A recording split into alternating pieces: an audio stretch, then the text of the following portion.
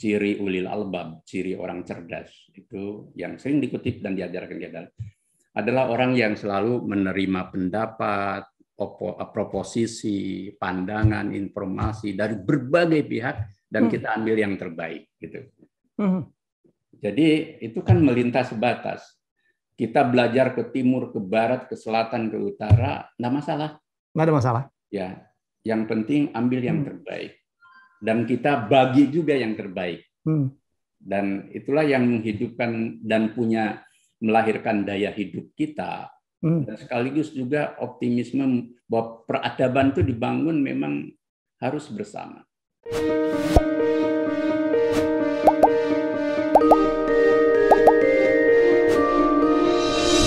Assalamualaikum warahmatullahi wabarakatuh. Saya beruntung sekali hari ini podcast saya sangat luar biasa. Saya berhasil mengundang sedikit memaksa gitu untuk berdialog dengan seorang tokoh yang kita kagumi ya. Beliau adalah Ketua Umum PP Muhammadiyah ya, Profesor Dr. Kiai Haji Haidar Nasir MSI. Assalamualaikum Kiai. Waalaikumsalam Mas Helmi. Terima Sebenarnya kasih. tidak susah sih, ya, cuman karena COVID aja. Apa kabar Kiai? Iya, baik Mas Helmi. Iya. Di Jogja nih sekarang ya? Saya di Jogja, jadi sejak COVID ini kan kemudian jadi lebih banyak bermarkas di Jogja. Oh. Biarpun memang ibu kota Muhammadiyah ya di Jogja sebenarnya. Tapi punya kantor besar juga di Jakarta ya, di Menteng. Oh iya, jadi kantornya 2 di Jogja dan di Jakarta. Dan kalau waktu normal kita seminggu ya di Jakarta terus ke Jogja, Jakarta Jogja. Tapi karena pandemi untuk meringankan semuanya lah gitu. Ibu kota Muhammadiyah itu Jogja. Karena Iya. memang Ahmad Dahlan dulu ya, Kiai Ahmad Dahlan mendirikan juga dari pusat pergerakannya di Jogja dulu Kiai Iya, ya. Kalau jadi sejarah ya. Dahlan. Beliau Iya. kan dulu Bengkulu juga sebagai kiai dan tokoh yang memang Jogja ya punya sejarah khusus ya. Ya, betul. Kiai, kalau boleh tanya, Muhammadiyah itu jumlah umatnya itu followersnya berapa sih Kiai ya? Itu yang susah dihitung gitu. Jadi orang selalu memang nggak gampang yang hitung umat. Ya, betul. Pokoknya yang sholat Id di tanah lapang ketika normal itulah anggota Muhammadiyah katanya. Gitu ya. Iya. Dan kami memang tidak terlalu tidak terlalu menjadi perhatian soal anggota. Ya. Etos kami itu sejak awal diajari untuk gimana sih bisa berbuat nggak gitu kan. Ya. Lalu apa yang harus kita lakukan ya bikin Oke. sekolah, bikin PAUD gitu ya dan lain sebagainya gitu ya. Bikin rumah sakit ya. Rumah sakit, perguruan tinggi. Perguruan tinggi, BPR ya, panti jompo ya. Ya semuanya. Jadi dan Luar itu kan biasa. dirintis sejak awal tahun 23 itu. Oke, kalau kita lihat tuh dari awal memang Muhammadiyah itu sebuah organisasi yang memang melayaninya itu tidak milih-milih ya, memang sangat plural. Dari awal udah ditanamkan begitu Kiai ya. Rumah sakitnya untuk betul. siapa aja, begitu ya Kiai ya? Iya, jadi kalau saya boleh cerita Mas Helmi sambil Silakan. santai gitu ya. Ketika Kiai Dahlan mendirikan Muhammadiyah itu, Kiai Dahlan itu biarpun kalau kita lihat fotonya kan kelihatan sepuh ya, tapi masih muda loh. Saat itu ketika mendirikan Muhammadiyah usianya 21 tahun. Oh ya?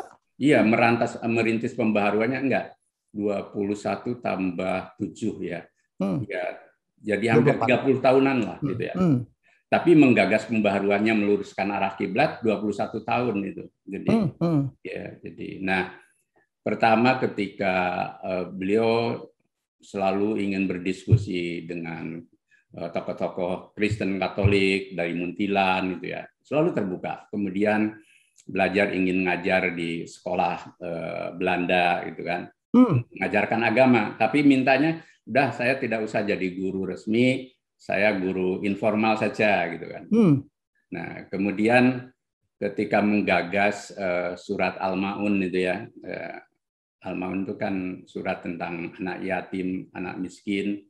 Ya. Itu beliau kemudian dengan Kiai Suja tergagas, oh ini harus berbentuk dengan hospital, waktu itu istilahnya hospital. Kemudian Armenhuis bahasa Belanda, rumah miskin. Dan Weeshuis, rumah yatim gitu ya. Nah, jadi istilahnya itu. Kemudian dia ya ngundang dokter-dokter Belanda untuk ikut nangani pasien-pasien yang memang belum bisa, karena waktu itu kan juga dokter kita belum banyak gitu ya. Nah, dari situlah kemudian lahir gerakan Al-Ma'un untuk semua tanpa diskriminasi. Dan beliau cukup ini Mas, cukup humanis. Misalkan suatu saat jalan ya di sekitar Malioboro, ada seorang ibu membawa anak gadisnya kecil. Ditanya ditanya terus, "Ibu dari mana?" "Dari rumah sakit," gitu ya. Terus siapa yang sakit? "Ya ini anak saya." "Coba mau enggak kalau ini anaknya nanti jadi dokter?" Nah gitu kan. Jadi dokter nanti kan juga bisa mengobati dan bisa melayani orang banyak. Jadi cara dia untuk pertama dari aspek perempuan kan, membangkitkan perempuan berhak sekolah kan gitu. Kemudian yang kedua ya semangat melayaninya itu. Jadi luar biasa ya. Untuk semua tanpa diskriminasi. Bahkan di surat-surat resmi tahun 12 sampai 23 itu ketentuan-ketentuan itu dituliskan bahwa kita melayani untuk setiap orang tanpa pandang bulu, tanpa ada perbedaan agama, suku kepercayaan, dan lainnya. Suku ya. Jadi itu sudah dituliskan seperti itu. Nah, itulah yang kemudian membuat kita, kalau zaman dulu aja bisa kayak dalam, kenapa kita tidak gitu kan. Alhamdulillah sekarang kita punya 117 rumah sakit. 117 rumah sakit. Iya. Berapa universitas dan Aisyah, terus poliklinik, balai kesehatan itu sekitar 470-an. Jadi hampir 600 semua. Wow. Jadi, itu yang kita bikin, dan ketika COVID kemarin itu yang operasional betul ada 86 rumah sakit yang mengelola itu. Jadi kalau ditanya siapa atau organisasi apa atau perusahaan apa atau kelompok bisnis apa yang memiliki rumah sakit paling banyak tuh sebenarnya Muhammadiyah ya. Iya.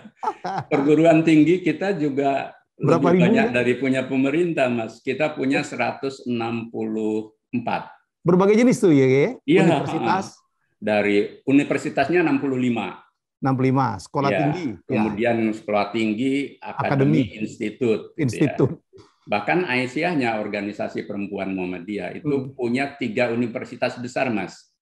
Jadi kapan-kapan kalau ke Jogja, itu saya ajak ke Universitas Aisyah. Lahannya 11 hektar di kota, di pusat kota. Yang kemarin Pak Kapolri sama Pak TNI ke Panglima itu vaksin di situ. Oh, luar biasa. Itu mungkin organisasi perempuan di dunia satu-satunya yang punya universitas. Luar biasa. Saya dengar sekarang Universitas Muhammadiyah mengembangkan sayap ke negara luar ya, negara tetangga ya, Kiai ya? Iya, Mas. Jadi kan begini ceritanya. Jadi ketika globalisasi itu niscaya, kemudian kita mulai resah ada perguruan tinggi asing datang ke kita gitu kan. Kita berpikir ini kan nggak bisa dicegah gitu kan, suka nggak suka gitu. Maka lebih baik kita coba keluar gitu kan. Nah, mendirikan Universitas Muhammadiyah Malaysia. Prosesnya lama, Mas, 4 tahun itu. Sejak saya dapat amanat, ketemu Menteri Pendidikan, ketemu para tokoh Malaysia, ketemu Raja Perlis gitu ya.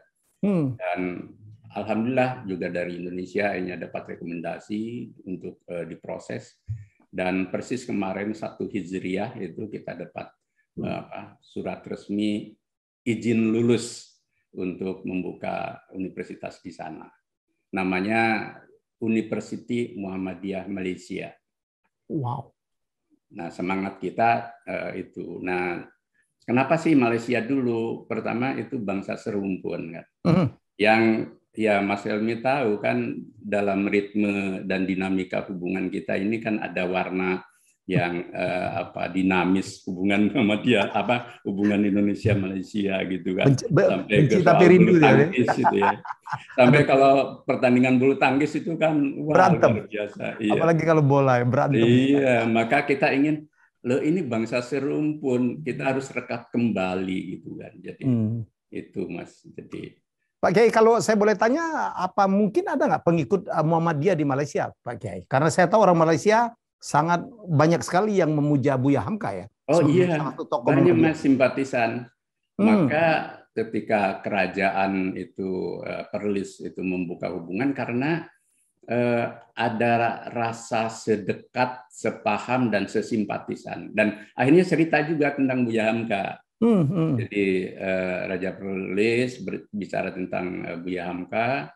Bahkan Menteri Pendidikan yang dulu ya kemudian karena terjadi suksesi di Malaysia gitu, Dato Dr. Mazli Malik itu pengagum sampai hafal buku-bukunya loh Mas, buku luar biasa Buya Hamka. Nah dari situ lalu ada kerekatan, ada kedekatan. Tetapi ya poin pentingnya kita itu ingin terus mengembangkan usaha mencerdaskan kehidupan bangsa ke ranah global. Dimulai dari Malaysia, siapa tahu nanti ke Asia pada umumnya, kemudian nanti ke tempat lain. Oke, saya kan pernah ke Malaysia, saya kaget gitu karena di toko buku itu ada section khusus buku-bukunya Buya Hamka. Dan kemudian saya dengar juga karena istri saya orang Awak, Kiai, banyak sekali orang Malaysia itu tur ke museumnya Buya Hamka ya di Sumatera Barat. Jadi menunjukkan kedekatan yang luar biasa, Kiai ya. Iya, iya. Jadi memang aura Buya Hamka itu begitu kuat ya. Jadi di Malaysia itu mungkin karena serumpun, tetapi lebih itu kan karena pikiran-pikiran Buya Hamka itu melintas batas. Betul, setuju. Poinnya di situ. Jadi dan kalau kita secara pribadi kami ya tidak bisa melampaui Buya Hamka gitu kira-kira itu, maka kita secara institusi harus.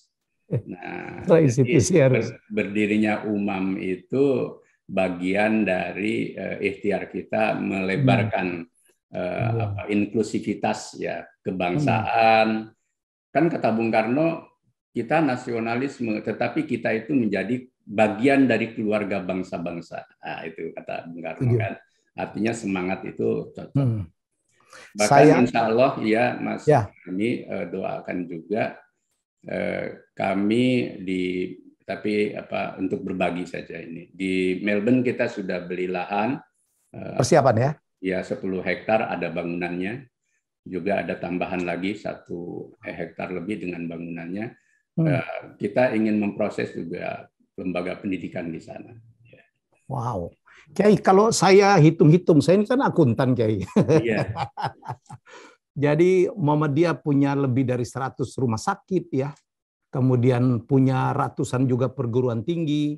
Saya dengar juga punya BPR ya, Kiai ya. Iya, BPR. Punya aset banyak sekali, punya TV malah TV Muhammadiyah, TV-mu. Jadi aset yang dikelola itu berapa, Kiai? Karena saya bukan akuntan, jadi nggak bisa ngitung, Mas.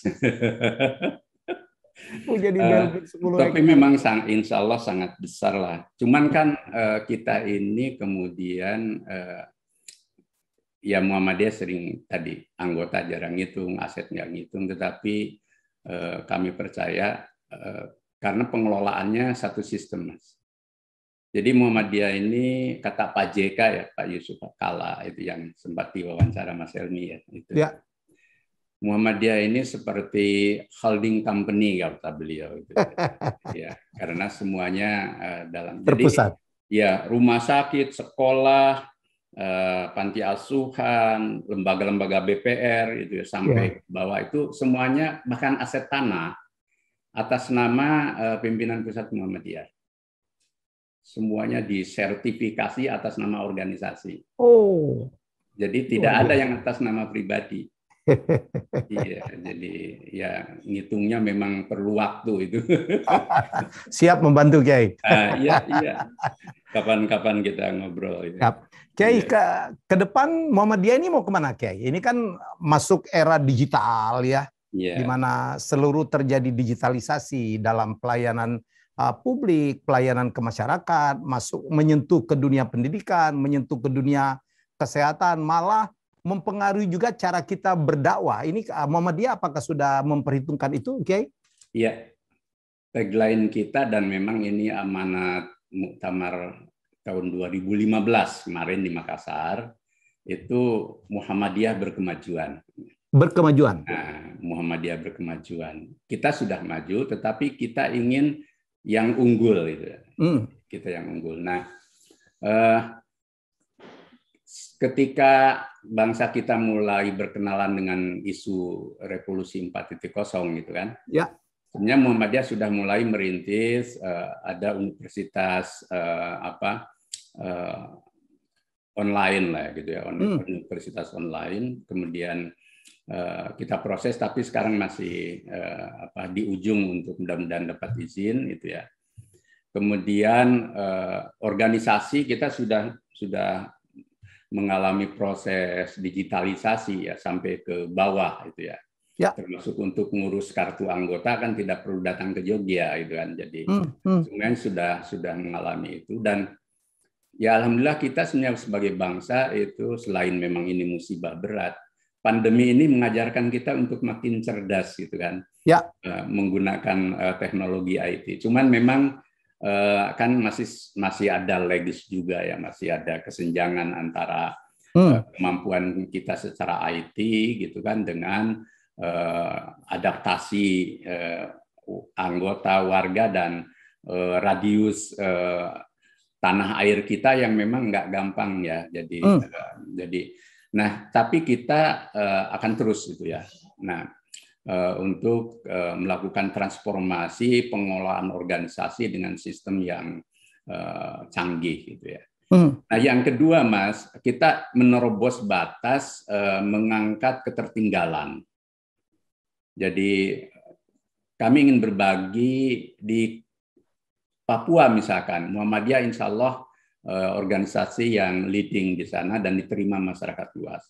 Di Papua Barat itu kita punya di Manokwari sekolah tinggi ilmu pendidikan, kemudian di Kota Sorong kita punya Universitas Muhammadiyah Sorong, mahasiswanya ada 6 ribuan.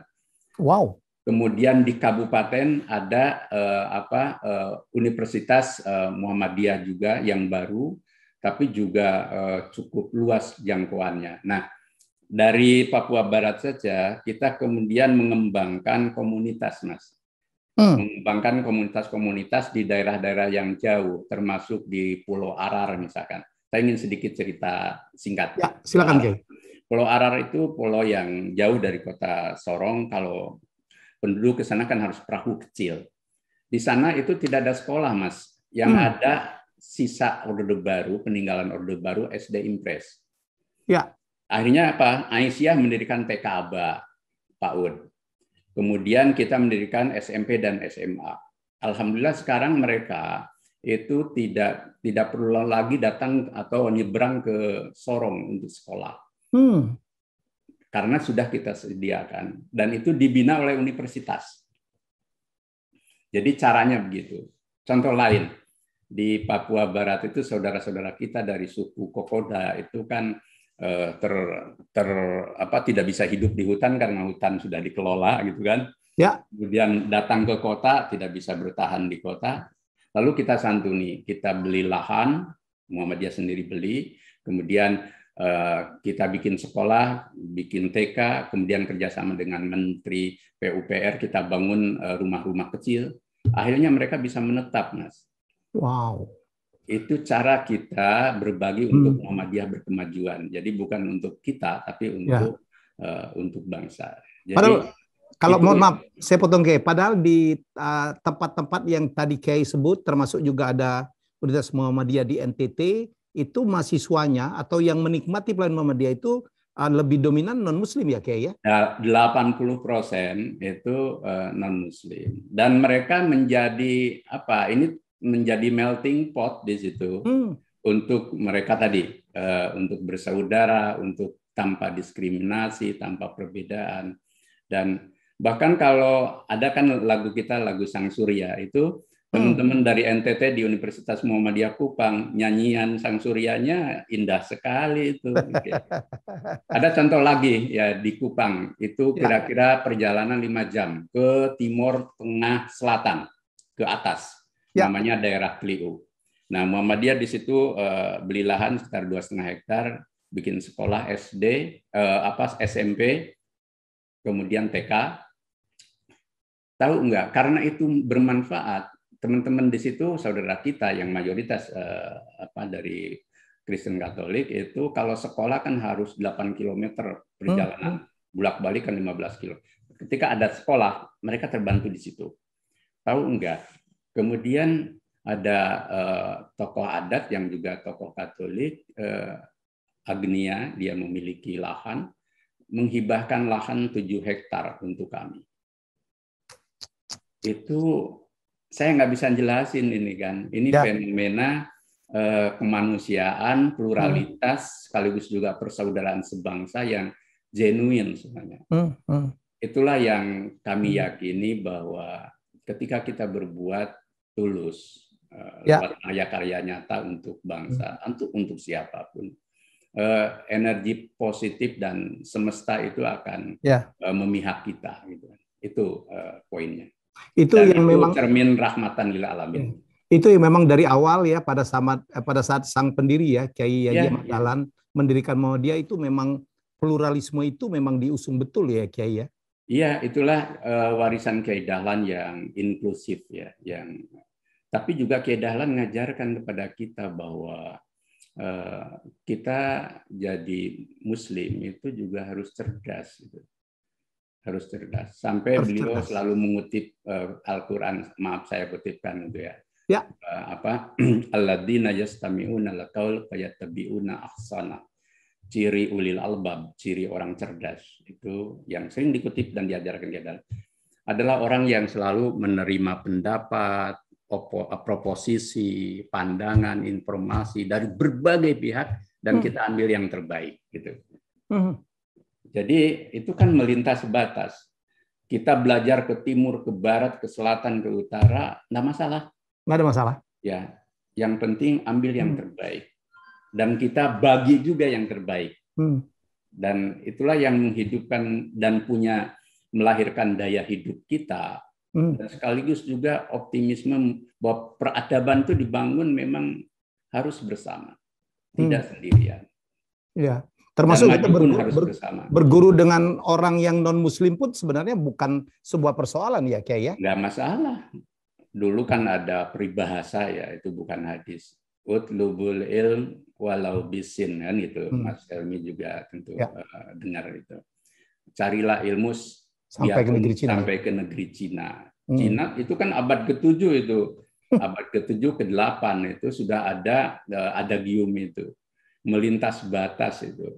Dan memang Cina kan punya peradaban yang tinggi, kuno yang maju kan, Cina, India, Arab juga dulu begitu kan. Mesir ya. Mesir ya. Jadi maka ini untuk generasi milenial termasuk keluarga Muhammadiyah yang muda-muda ini ya jangan pernah takut belajar kemanapun dan kita harus punya jiwa besar untuk maju bahwa kita bisa belajar dari manapun. Dan dari siapapun. Ya. Itu yang membuat Muhammadiyah selalu memberikan statement jelas ya Kiai kalau ada upaya-upaya yang mengusik masalah keberagaman, pluralisme ya Kiai, betul ya Kiai? Ya, jadi kita kalau ada keragaman terganggu, perpecahan menjadi ancaman ya, terekspos dan ancaman dan juga nalar ya. Nalar sehat terganggu itu kami bersuara gitu ya. Karena apa? Modal kita hidup untuk maju itu yaitu tadi rasional atau nalar sehat, kemudian melintas batas dan kita harus bisa hidup bersama. Ya. Baik, Kiai, saya percaya betul dengan apa yang disampaikan oleh Kiai tadi, yang mungkin ada orang yang sudah paham, ada yang belum paham. Muhammadiyah memiliki ratusan perguruan tinggi, ratusan rumah sakit, mungkin puluhan ribu sekolah ya, Kiai, betul ya? Iya. Mulai dari PAUD, TK, SD, PAUD yang dikelola Aisyah itu ada 23 ribuan. Masya Allah. Iya. Masya Allah. Dan punya itu banyak ibu-ibu, Mas, kan Aisyah itu kan ibu-ibu sampai ke bawah itu. Iya. Dan gurunya ya banyak yang sukarelawan gitu ya. Ya, nah, kita terus berusaha untuk membuat mereka terlayani, tetapi kan kawasan-kawasan yang jauh itu jangkauan kita kan harus juga realistis. Gitu ya. Dan kalau saya tambah, punya banyak BPR ya, punya lembaga-lembaga keuangan, punya umat, mungkin ada yang mengatakan 30 juta, ada yang mengatakan 50 juta, dan tersentralisir ya ke dalam satu holding company, bukan franchise ya. Iya. Jadi sekarang kita sedang memberdayakan ke aspek ekonomi ini, Mas. Mas Helmi mulai ke situ ya. Kita ingin terus BPRS kita hidupkan, kemudian juga usaha-usaha ekonomi mikro menengah. Bahkan mulai ke bisnis yang mulai agak digital ya, Kay? Ya, digital maupun juga yang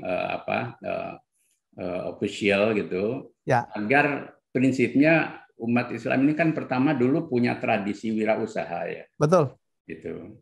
Dan ini harus kita hidupkan. Kalau dulu perorangan kami adopsi, sekarang harus jadi institusi gitu kan. Ya. Nah, yang kedua kan Islam juga mengajarkan yadul ulya khairu miyadus sufla. Tangan di atas itu lebih baik dari tangan di bawah. Tapi semuanya harus dengan kesungguhan, etos hemat, kerja keras. Intinya kan maju itu tidak seperti tiba-tiba kan, tidak bisa instan. Kambing bertanduk itu juga prosesnya panjang kan gitu.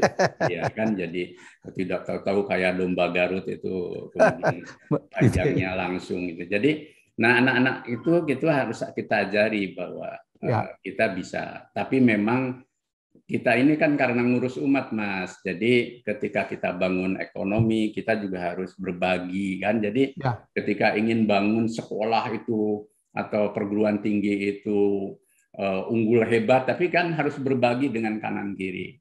Satu contoh terakhir misalkan, ini kan kita karena berjaringan itu setiap universitas itu punya binaan-binaan universitas lain atau juga kegiatan lain di daerah-daerah terjauh. Di Maluku misalkan, baru saja berdiri Universitas Muhammadiyah Maluku, dibina oleh Universitas Muhammadiyah Yogyakarta. Oh, begitu. Lalu PP Muhammadiyah punya program. Di sana kan pulau ada 1.200 lebih ya pulau di Maluku itu. Mas Helmi bayangkan itu kalau untuk sakit aja kan susah ya, harus ke Ambon. Kita beli kapal apung namanya, bagus untuk pelayanan kesehatan dan pendidikan. Nah, kapal inilah yang keliling ke beberapa pulau kecil untuk melayani. Kita siapkan dokter gitu dan lain sebagainya. Itu sudah lama, sejak 2016. Luar biasa. Jadi itu cara kita berbagi. Artinya bahwa ketika kita ada kelebihan dari usaha kita, itu tidak untuk dikapitalisasi jadi modal, tapi untuk sosial gitu. Ya. Maka kami kan kemarin juga bicara ke Kementerian Keuangan. Ini pajak yang berpancasila ini harus adaptif loh, jangan model pajak di negara maju gitu ya. Kayak kita organisasi kemasyarakatan coba, masa TK harus punya NPWP, Mas, misalkan. Padahal untuk hidup aja susah gitu kan. Gitu. Terus dan bisa hidup karena kita bina dari apa yang kita punya kan gitu loh. Maka sebenarnya pajak itu harus lihat-lihat, pajak progresif itu kalau untuk pergerakan-pergerakan tanda petik misalkan usaha yang bisa menghidupkan kehidupan sosial, mestinya ya bahkan istilah Bu Sri Mulyani malah mestinya ya itu dibantu bukan dipajakin gitu kan. Tapi terus kan prakteknya nggak gampang. Gitu. Apa kata Kementerian Keuangan, Kiai? Ya, Bu Sri bagus responnya, tapi sistemnya kan harus dirubah, dibenahi sejak undang-undangnya kan gitu loh. Jadi karena kalau undang-undang pajaknya masih seperti itu, nggak berani juga tuh Direktorat Pajak nanti dikira penyimpangan, tapi harus ada diskresi. Ya, saya tuh kebayang Kiai dengan katakanlah 30 juta umat, punya sekolah banyak, punya lembaga bisnis baik ya, punya rumah sakit banyak gitu. Saya dengar juga asetnya di mana-mana. Depositonya lumayan. Ini kalau dikumpulkan itu lebih dari negara-negara lain ya, 30 juta penduduk, lebih dari negara Islam di berbagai negara lain ya, Kiai ya, Muhammadiyah Ya, itu. kalau untuk ormas mungkin begitu ya, tapi kita berpikirnya terus berpikir yang kualitatif saja gitu kan. Kualitatif. Ya, karena kalau itu kan otomatis ya. Jadi ya kalau kita punya uang kan kita bisa bermanfaat untuk apa saja.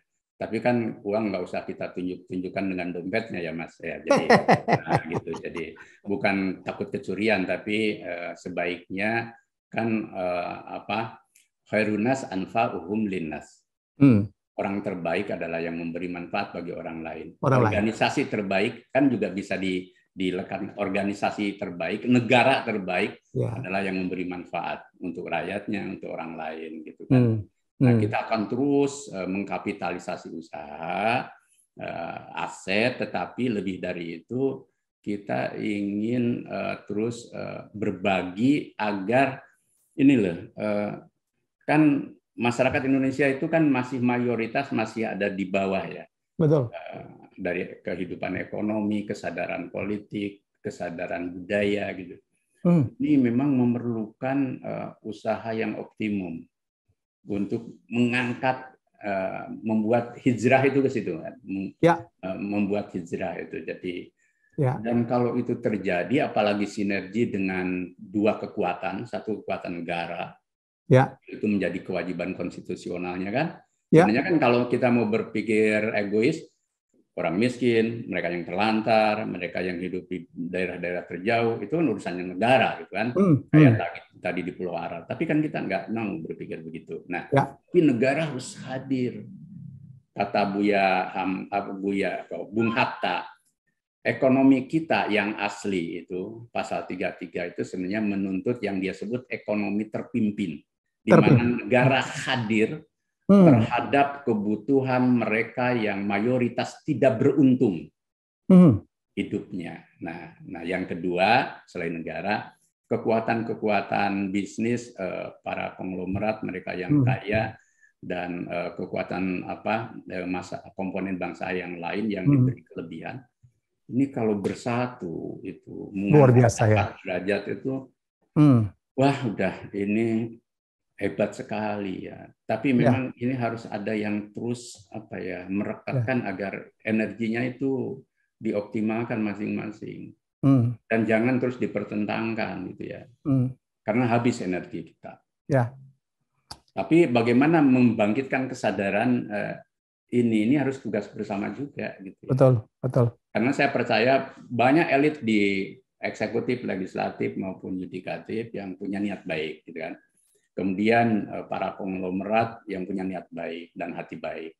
Tapi kebaikan ini kan harus dikapitalisasi menjadi sebuah sistem pergerakan. Harus aktual, jangan laten kan gitu. Jadi kalau harimau itu harus dibangkitkan agar dia lompat gitu kan, dari tidurnya gitu kan. Ya. Jadi sebenarnya Kiai, kita tunggu gebrakan-gebrakan selanjutnya ya. Jadi Muhammadiyah punya segalanya untuk menjadi sebuah organisasi Islam yang barangkali sudah bertaraf dunia ya Kiai ya. Insya Allah kita ada di 27 negara. 27 negara? Wow. Di 27 negara, baik Muhammadiyah maupun Aisyahnya. Bahkan Aisyah, organisasi perempuan yang tadi punya universitas itu punya TK Aba di Kairo. Masya Allah. Dan kita sudah punya markas sendiri di sana, Mas. Muhammadiyah punya markas dakwah sendiri, beli di sana, sehingga itu untuk aktivitas baik di Mesir maupun nanti untuk kawasan Arab gitu ya. Jadi selain tadi ini kan internasionalisasi Muhammadiyah itu kita di Malaysia, kemudian tadi di Melbourne, kemudian di Mesir. Nah, kita mulai dengan modal sendiri gitu. Kan beli lahan, beli bangunan di sana nggak gampang itu Mas ya. Tapi ya kita terus nyicil-nyicil jadi bisa. Kan, ya. Nah, jadi kalau dilihat apa kita ngomong gerakan apa perempuan gitu, Aisyah itu barangkali salah satu gerakan perempuan yang juga terbesar di dunia ya Kiai dengan ya kalau baca karyanya James Peacock ya, penelitian seorang antropolog Amerika, kemudian Bob Hefner itu dia mengatakan begitu bahwa Aisyah itu organisasi perempuan terbesar di dunia. Karena itu tadi satu-satunya yang punya 3 universitas dan 6 perguruan tinggi non-universitas. Kemudian punya 23.000 TK ABA, PAUD gitu ya. Kemudian juga sekolah, rumah sakit juga Mas. Aisyah itu punya rumah sakit. Dan ya bagus-bagus dikelolanya itu ya, bersih gitu kan ya. Ibu-ibu ya. Iya, khas itu ya. Lebih resik lah ya. Kalah kita bapak-bapak kalau soal kegigihan, ketulusan gitu. Kebersihan Kalau ya. kita kan bapak-bapak itu banyak gayanya Mas ya. Iya, jadi kalau ibu-ibu itu ya luar biasa. Jadi sayang ini Kiai, mohon maaf ini banyak yang belum tahu Kiai betapa hebatnya Muhammadiyah, Aisyah dan apa aktivitinya. Ini masalah sosialisasi nih Kiai. Iya. Sebenarnya bukan hebat Mas, itu alamiah saja bahwa Muhammadiyah ingin hadir bersama komponen bangsa yang lain, berbagi apa yang kita miliki. Jadi, tapi terima kasih nih sama Mas Helmi dan teman-teman yang bisa terus berbagi informasi. Ya, di era digital ini yang paling penting itu kan membangun kesadaran kolektif bahwa kita bisa maju bersama, kita bisa bangsa ini makin cerdas dan membangun level peradaban yang lebih baik, termasuk di aspek keadaban, Mas. Betul. Tadi kita ngobrol kan, masalah adab. Hati-hati kita jangan merasa aman karena bangsa Timur itu halus budi, gitu kan. Mayoritas semuanya beragama. Kalau itu tidak diaktualisasikan menjadi praktek hidup yang berkeadaban. Jadi. Ya, betul Kiai, setuju banget saya. Kiai ngelihat nggak fenomena bahwa bangsa kita, mohon maaf ya, mungkin nggak semuanya, tapi ada masyarakat gitu ya, marah, sumpah serapah, ya kan, ngomong sembarangan di medsos gitu ya. Kita pikir ini orang Indonesia kayaknya dulu nggak begini deh gitu ya, menulis juga sembarangan ya, melakukan pelecehan-pelecehan. Bagaimana ini tanggapan Kiai? Saya melihat memang media sosial ini itu kan realitas baru dan kecanggihan teknologi ini kan membuat orang kalau nggak siap itu menjadi istilahnya seorang antropolog Karl Popper itu mengatakan menjadi technotrenic ethnocide gitu ya. Jadi orang akan terbunuh gitu ya akal budinya oleh teknologi itu ya. Nah, jadi ketidaksiapan kita lalu menjadi tingkat digility-nya rendah kan jadinya. Nggak siap, karena nggak siap itu Mas. Lalu akhirnya itu kebencian, hoax, sumpah serapah, kemudian juga ucapan-ucapan di medsos itu kan sudah dari kebun binatang keluar semua gitu ya. Padahal yang menempati kebun binatang kan nggak pernah berkata kasar, karena nggak bisa bicara. Gitu ya. Jadi saya juga merenung gitu, kenapa sih ini terjadi gitu kan? Saya melihat itu, tetapi ini kan realitas istilah filsuf Prancis itu John Baudrillard itu simulacra itu ya. Simulacra itu realitas buatan yang kemudian menjelma menjadi kenyataan baru yang itu sering membuat kamuflase banyak hal. Ya. Jadi, misalkan ada hoax gitu ya, sudah tahu kita ini ragu, kita kirim juga gitu kan, dengan catatan ini tolong dicek bahwa ini siapa tahu hoax, mestinya jangan dikirim gitu kan. Udah kita ragu kan, jadi soal keadaban kan gitu, diajari tinggalkan yang meragukan dan ambil yang pasti. Nah, tinggalkan yang meragukan ya. Ya, nah itu tadi kayaknya nilai-nilai akhlak, moral, Pancasila, agama, kebudayaan itu lalu tidak kita transformasi menjadi keadaban publik, menjadi etika publik. Nah, ini tugas kita bersama lah. Ya. Maka saya percaya mungkin juga perlu ada cara-cara yang lebih ini. Betul, saya dulu suka ngikuti berpacu dalam melodi. Ya. Harus ada cara-cara lewat TVRI ya. Jadi kami ini generasi yang cinta TVRI gitu kan. Ya. Itu siap, ya. Mungkin lewat TVRI juga harus mulai ada membangun keadaban publik ini, etika publik ini sebagai cacarekan kita menjadi cara kita untuk hidup lebih ramah, lebih baik, lebih toh kita bangsa Timur gitu kan, itu harus kita tunjukkan gitu. Jadi poinnya di situ. Atau kita besarkan TV Muhammadiyah, Kiai. Insya Allah ya. Jadi kerjasama dengan Helmi Yahya bicara gitu ya. Siap. Iya.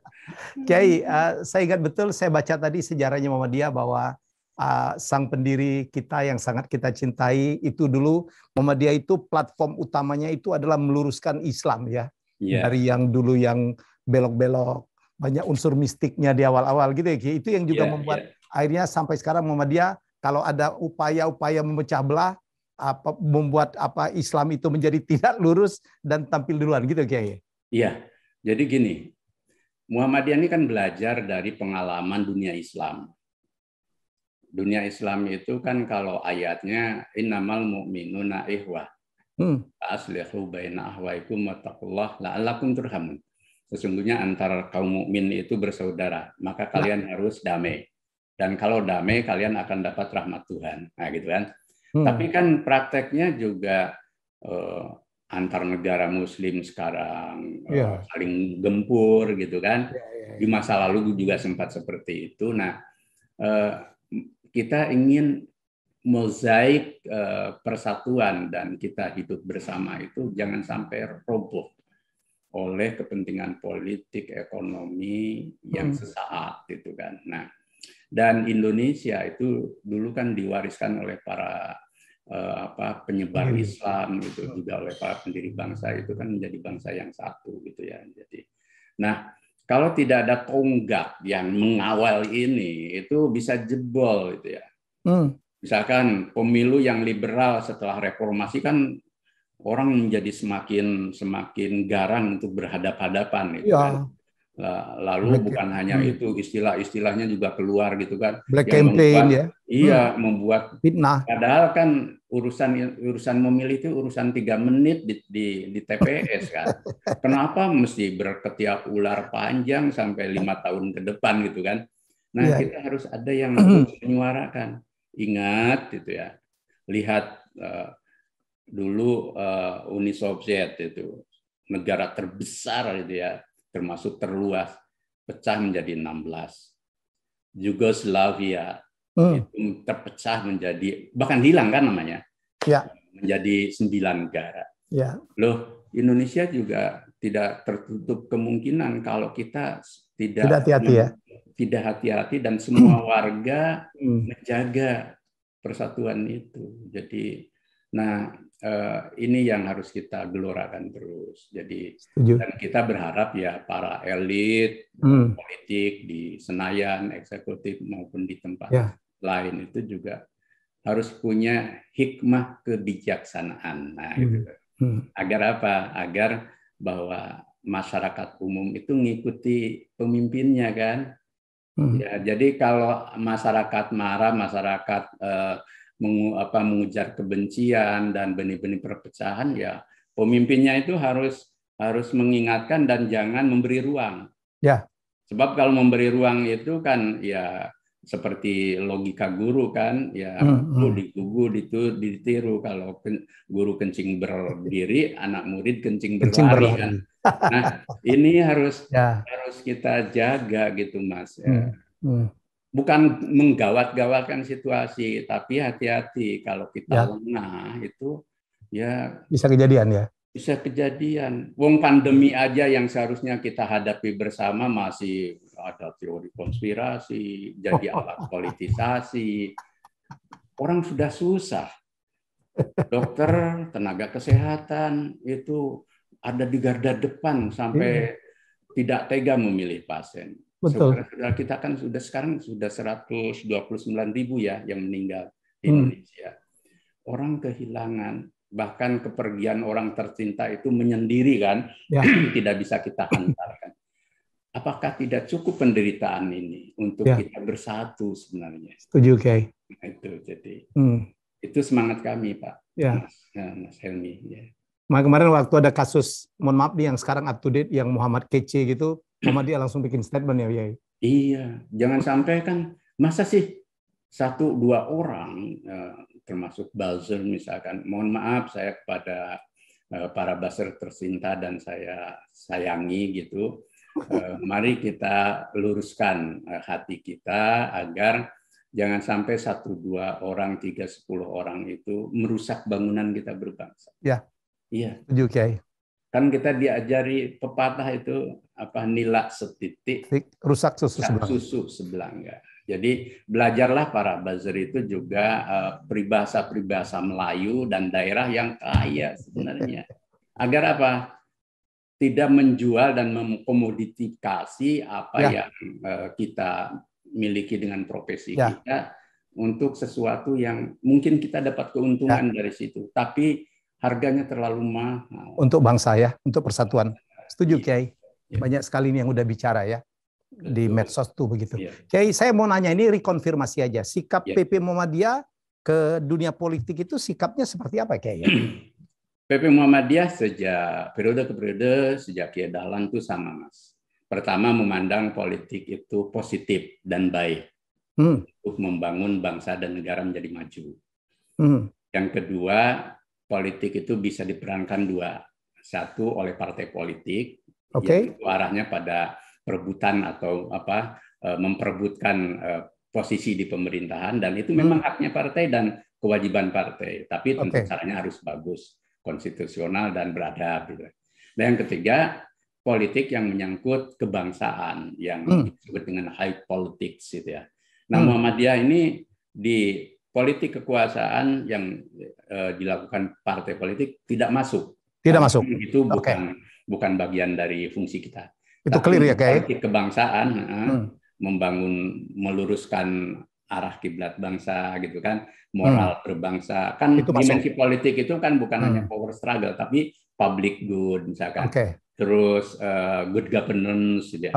Nah, di sini couplingnya Muhammadiyah, gitu ya. Jadi, nah, jadi masuk ke sana. Iya, supaya juga pembagiannya jelas lah. Agar tidak ada kuda bertanduk gitu ya. Tapi kalau ada tokoh Muhammadiyah yang masuk di kabinet itu ya, Kiai? Di kabinet, di partai, di TNI, di Polri itu bahkan kita dorong. Tapi mereka begitu dia di sana, dia menjadi milik bangsa. Dia menjadi milik seluruh masyarakat. Kalau toh ada perhatian pada induknya, pada Muhammadiyah, ya yang harus yang normal, baik, dan tidak melanggar sistem. Setidaknya bahwa kita diberi ruang untuk terus meningkatkan peran sebenarnya, kan gitu.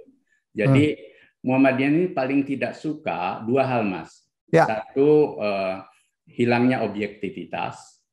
Yang kedua, hilangnya keadilan. Ya. Objektivitas itu begini. Negara ini dibangun harus di atas objektivitas. Siapapun berhak untuk memimpin negara ini, dan ketika dia memimpin, dia tidak untuk satu golongan, tidak untuk satu kepentingan, harus untuk milik semuanya. Maka dalam how to manage state, mengurus negara, dia juga harus objektif. Coba bayangkan, kalau karena berasal dari partai X, dari golongan X, dia hanya ngurus itu saja, rusakkan negara ini. Gitu. Nah, yang kedua soal keadilan. Agama mengajarkan jangan sampai kebencianmu pada seseorang atau situasi membuat kamu tidak adil.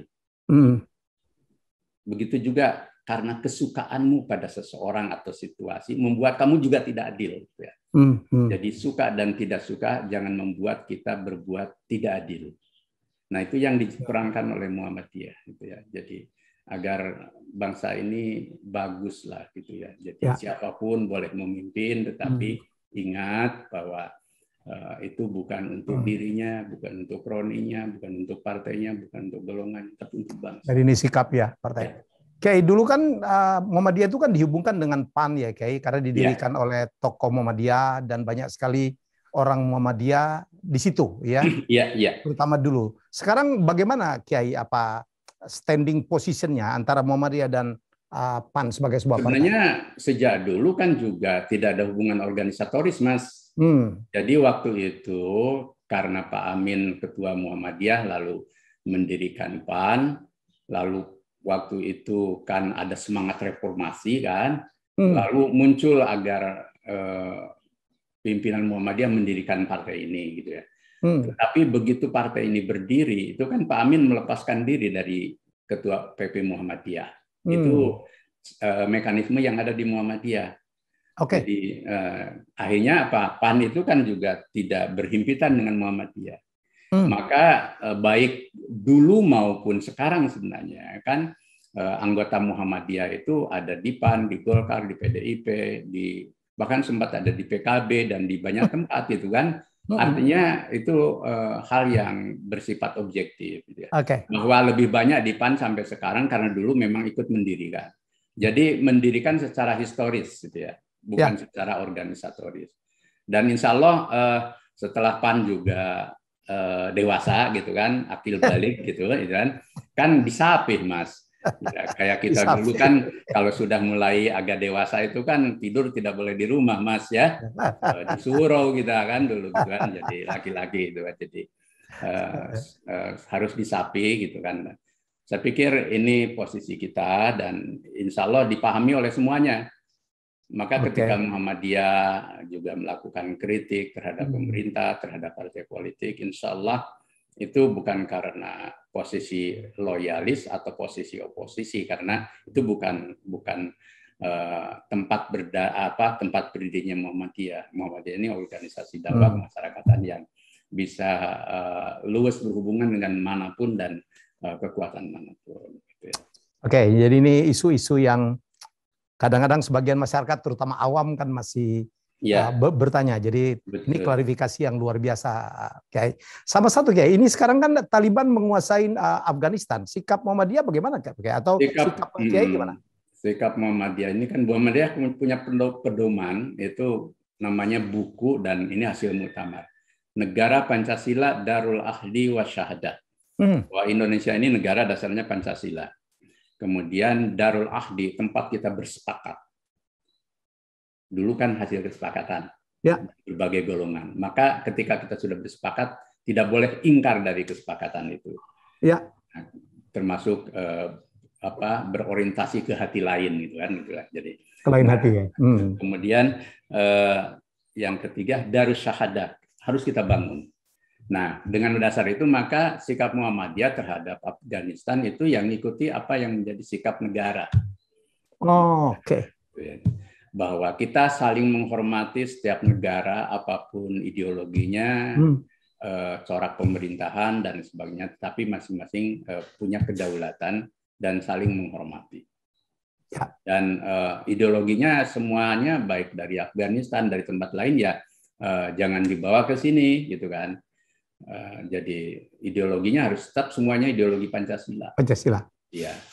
Semua agama, semua organisasi kemasyarakatan, partai politik itu biarpun ada relasi dan simpati pada berbagai organisasi di tempat luar, tapi ketika di Indonesia itu semua harus berideologi Pancasila. Itu tempat kita bertemu. Nah, jadi saya pikir kalau seperti itu kan kita menjadi elegan, gitu. Elegansi ya. Iya. Baik Yai, kita berharap betul ya, anak-anak bangsa berharap Muhammadiyah makin hebat, makin modern, makin bermanfaat untuk umat, menjadi kebanggaan gitu, organisasi Islam besar, modern ya, yang juga berhasil mengelola sendiri ya berbagai hal termasuk masalah ekonominya dan menjadi contoh yang baik untuk meluruskan yang masih belum lurus dan juga untuk berperan besar dalam menyatukan NKRI. Pak Kiai barangkali ada yang mau disampaikan sebagai closing statement? Iya, Mas Helmi Yahya dan keluarga besar bangsa, Indonesia ini milik bersama, maju mundurnya tergantung kita. Ya. Agama dan umat beragama itu harus hadir di barisan terdepan untuk mencerdaskan, mencerahkan, mendamaikan, menyatukan, dan memajukan peradaban bangsa. Pada posisi itulah saya yakin bahwa kita akan menjadi orang-orang yang berbuat terbaik dan dirahmati Tuhan dalam kehidupan beragama, berbangsa, dan bernegara. Dan harapan saya pada Ananda yang milenial, generasi milenial, jadilah generasi bangsa yang mewarisi nilai-nilai luhur itu dengan realitas baru yang ke depan jauh lebih kompleks, sehingga harus menjadi generasi yang menghargai jejak sejarah, keluhuran budi, kecerdasan, dan nilai-nilai kemajuan. Oke, Kiai, terima kasih, banyak sekali yang kami dapatkan, inspirasi, nilai-nilai yang bisa kita teladani dan juga kita tularkan ya ke orang-orang yang lain. Jadi mohon izin nanti mungkin suatu saat saya akan sowan ke Kiai di Jogja ya. Insya Allah, monggo, silakan Mas Helmi, bisa kita atur waktunya lah. Kalau mudah-mudahan ini sudah reda dan kita doakan juga pandemi ini makin reda ya, berkurang dan akhirnya diangkat Tuhan. Ya. Oke, tetap sehat Kiai. Ya, sama-sama juga sehat selalu teman-teman di Jogja ya. Baik, itulah wawancara saya yang sangat luar biasa dengan Ketum PP Muhammadiyah ya, dan semoga kita mendapatkan manfaat yang sangat luar biasa. Ya, kita jumpa lagi dengan tamu saya selanjutnya. Wabillahi taufiq wal hidayah. Wassalamualaikum warahmatullahi wabarakatuh. Terima kasih Pak Kiai.